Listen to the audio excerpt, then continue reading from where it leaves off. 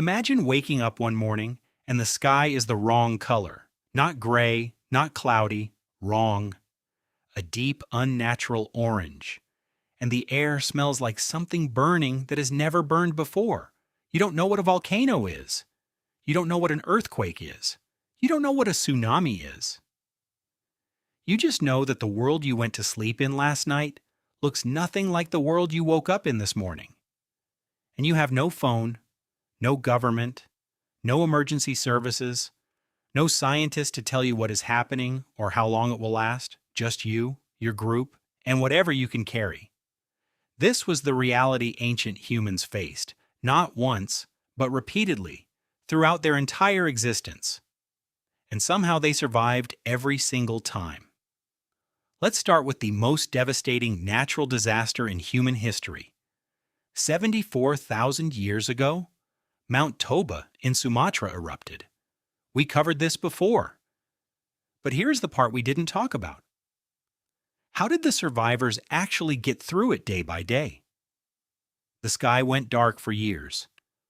Temperatures dropped globally. Every large animal they had ever hunted disappeared. Every plant they had ever eaten died, and they had no way of knowing if any of it would ever come back. The answer, as we now know from a 2026 study, was rivers. When everything else failed, ancient humans followed the water. Rivers still flowed. Rivers still had fish. And fish became the difference between extinction and survival. But here's the remarkable part. They didn't just survive. They adapted their entire way of life within a single generation. New tools, new food sources, new routes. The disaster didn't break them, it rebuilt them. Now let's talk about earthquakes. Because ancient humans had no concept of tectonic plates, no understanding of why the ground suddenly moved beneath their feet. To them, the earth shaking was not a geological event. It was the world itself expressing anger. And yet they survived earthquakes too. How? By paying attention to things we no longer notice. Animals behave differently before earthquakes. Birds go quiet, dogs become agitated, snakes emerge from the ground. Ancient humans, who spent every waking moment observing the natural world, noticed these patterns. They didn't understand the science, but they understood the signal. When the animals act strange, you move.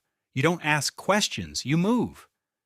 That instinct, honed over hundreds of thousands of years of observation, saved lives long before seismology existed. And then there were floods. The world has flooded many times throughout human prehistory. At the end of the last ice age around 10,000 years ago, sea levels rose dramatically as glaciers melted. Entire coastlines disappeared underwater within generations. Communities that had lived by the sea for thousands of years watched their world literally sink. And what did they do? They moved inland. They followed higher ground. They carried with them the most important thing any human can carry: knowledge, the memory of where the good hunting was, where the fresh water ran, where the sheltered valleys were. That knowledge, passed from elder to child around fires at night, was the most powerful survival tool ancient humans had. Not weapons, not strength, memory. Here is what all of these disasters have in common. Ancient humans survived them not because they were lucky, not because they were physically superior, but because of three things. Flexibility, the ability to change what they ate, where they lived, and how they hunted when the old ways stopped working. Community, the understanding that survival alone was almost impossible, but survival together was achievable. And memory, the ability to pass knowledge across generations so that each group started with everything the previous group had learned.